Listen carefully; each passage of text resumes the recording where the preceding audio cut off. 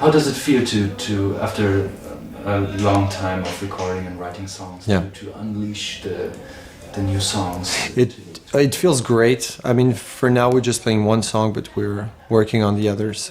For when the album comes out, we're gonna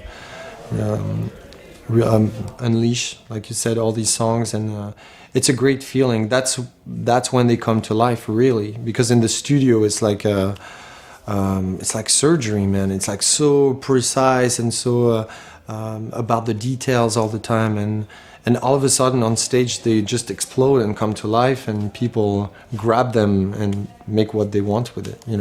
It's really it's a wonderful feeling. Yeah, they somehow become real then. Yeah. And what is your most favorite thing when you're on the road?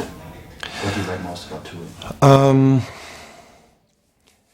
There are a lot of very good aspects with touring.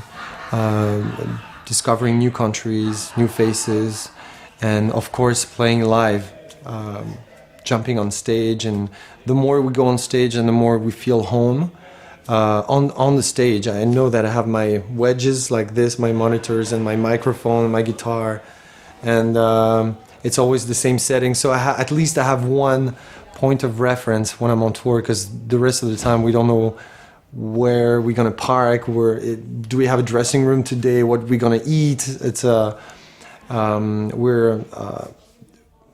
in the unknown constantly, and just on stage we have this is home. It's the stage, and it's a very nice feeling when we get in the mood, we get in the pace, something like that. I love this feeling. Yeah, that's a very good thing you said. That is like with the wedges in your instrument, it's always the same distance. We almost use this thing with centimeters to put everything the same every day. So when we get on stage, yes, okay, I know where things are. My body's here, my other friend is here, and it's cool. Yeah.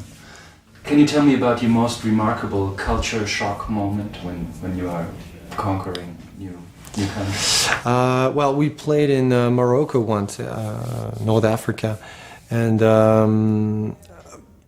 I remember this girl with how do you call this? Like a scarf, the djellaba and the whole outfit.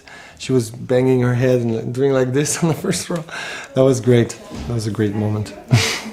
I imagine that. And you're from France, close to the Spanish border, right? Yes, correct. And please tell us about the metal scene in France, because I always think that the French are not very excited about hard guitar riffs. Yeah, it's true that it's not very big in France. I don't know the reason why, but we have some very good artists in France. Most of them sing in French, because the culture is very rich in France, and we have a lot of poets and painters, and from the past, from the Middle Age and stuff. So we still have a legacy from all that in nowadays pop music, or some great singers. But they never really make it outside of France, because the language is so important to French people. And a lot of foreigners complain that they cannot speak with French people because they never speak English.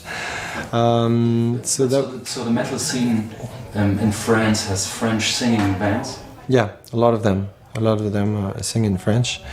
But some bands like Dagoba, Tripalium, Manimal, Black Bombay, we have some pretty solid bands that tour in the underground scene, and I heard that there's a lot of black metal bands, very highly respected, from France. I don't really know them, but because I'm not really into black metal.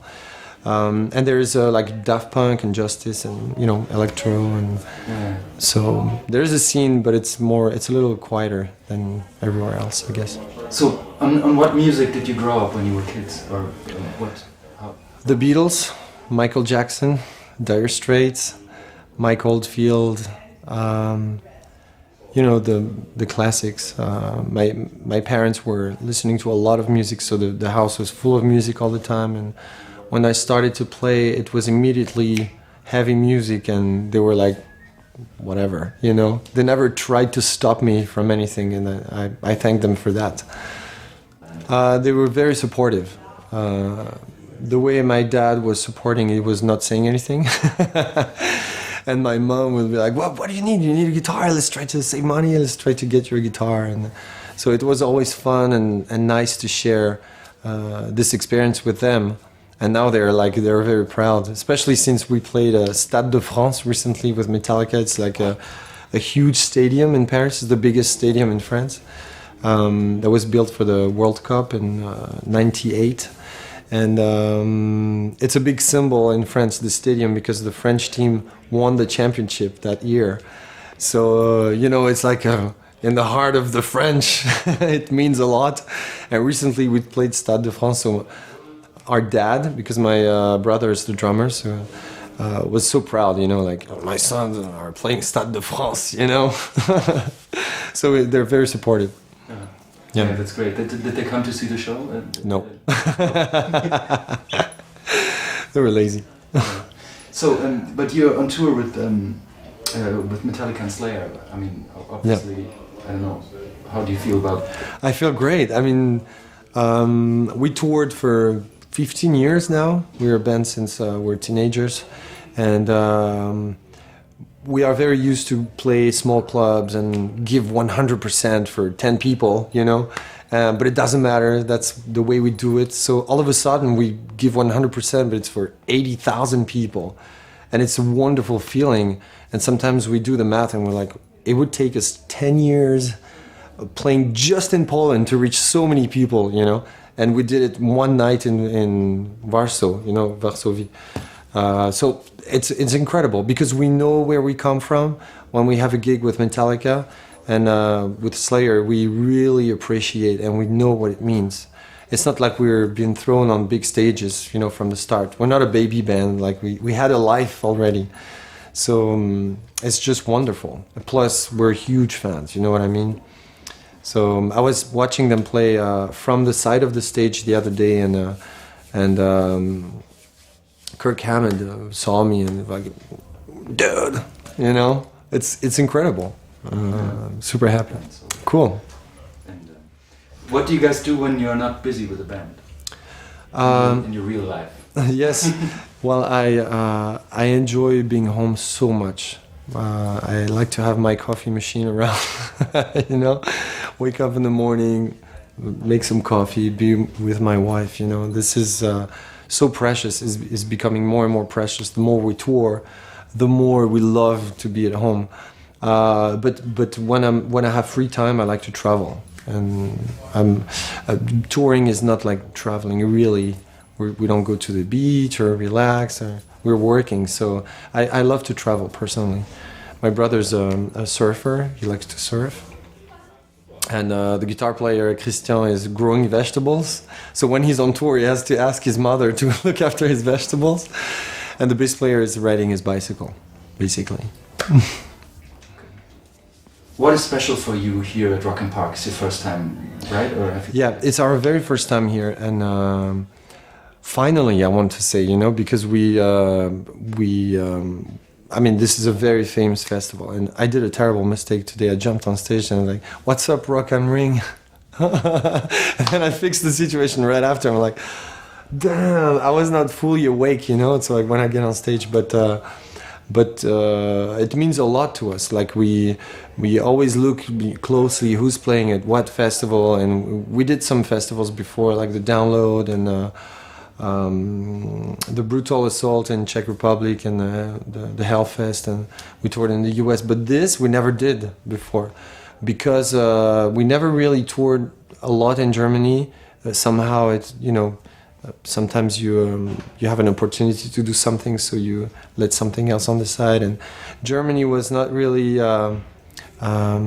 We never really fully toured in Germany, like maybe once or twice, but in 15 years it's not a lot. So it means a lot for us to be here today. It's great. What do you think about this twin festival idea that like two lineups and two different locations?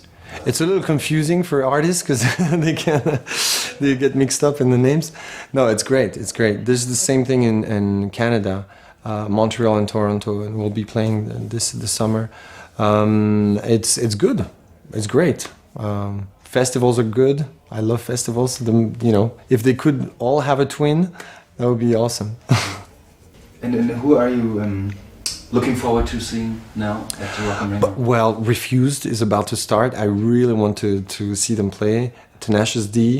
I'll see Metallica for it will be number 50 or something, but it's always very exciting to see that. It's a real show, a real rock show, and there's actually there are lots of bands that I don't know on the bill, and I would like to see them all, but it's not possible because we have lack of time.